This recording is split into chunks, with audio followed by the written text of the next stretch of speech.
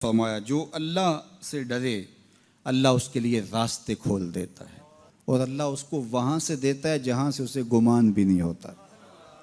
وَمَن يَتَوَكَّلْ عَلَى اللَّهِ فَهُوَ حَسْبُهُ، اور جو اللہ پر بھروسہ کرے اللہ اس کے لیے کافی ہو جاتا ہے، اس کی ضروریات کا وہ خود کفیل ہوتا ہے اور اس کے کام اس کے ذمہ کرم پہ ہوتے ہیں، کو ہو کے دیکھے اس کا۔ تو جو اللہ سے ڈرے اللہ اس کے لیے راستے بناتا ہے۔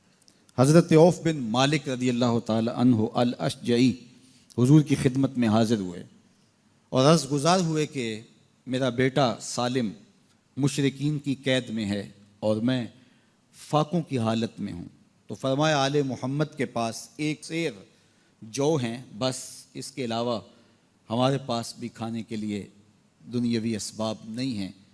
کہا صبر کرو اور اللہ سے ڈرو اور لا حول ولا قوت الا باللہ کثرت کے ساتھ پڑھو۔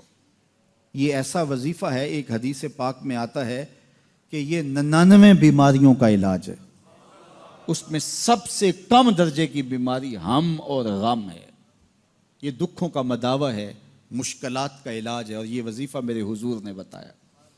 حضرت ابو ذر غفاری رضی اللہ تعالیٰ عنہ کو حضور نے 5 چیزیں بتائی تھیں، ان میں سے 5ویں چیز یہ تھی کہ ابو ذر کثرت کے ساتھ لا حول ولا قوت الا باللہ پڑھا کرو۔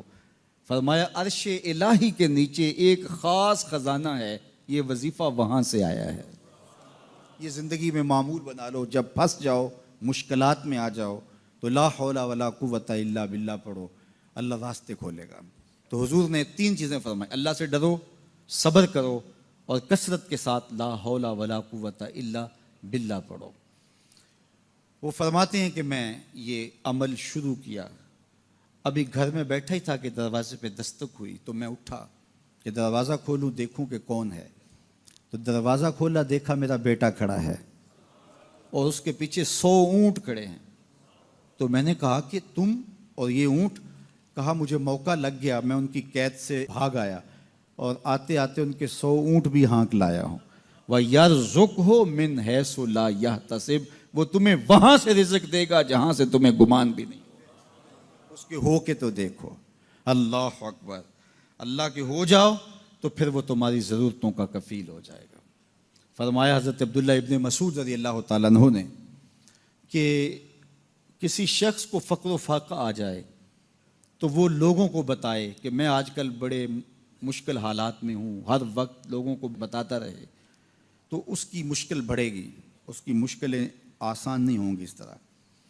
اور اگر وہ اپنی اس مشکل کو کسی سے شیئر نہ کرے بلکہ مصلی بچھا کے اپنے رب سے کہے کہ مالک فقر و فاقہ آ گیا ہے اور اس کا علاج تیرے پاس ہے، اس مرض کا مداوع تیرے پاس ہے۔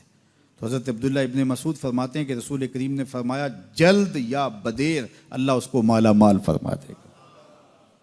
یہ بھی کبھی کر کے دیکھو، مشکل آ جائے، فاقہ آ جائے، مصیبت آ جائے، کسی سے نہ کہو، صرف اپنے رب سے کہو، پھر دیکھنا اس کی کرم نوازیوں کا می کیسے برستا ہے۔ فرمایا اللہ پر بھروسہ کرنے کا جو حق ہے اگر وہ تم ادا کر دو، وہ تمہیں ایسے رزق عطا کرے جیسے پرندوں کو عطا کرتا ہے۔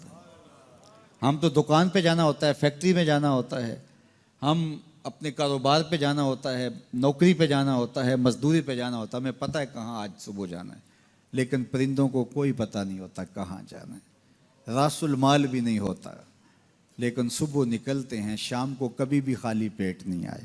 بن توکل پنچھی اڑ دے، خرچ نہ پلے زیرا ہو۔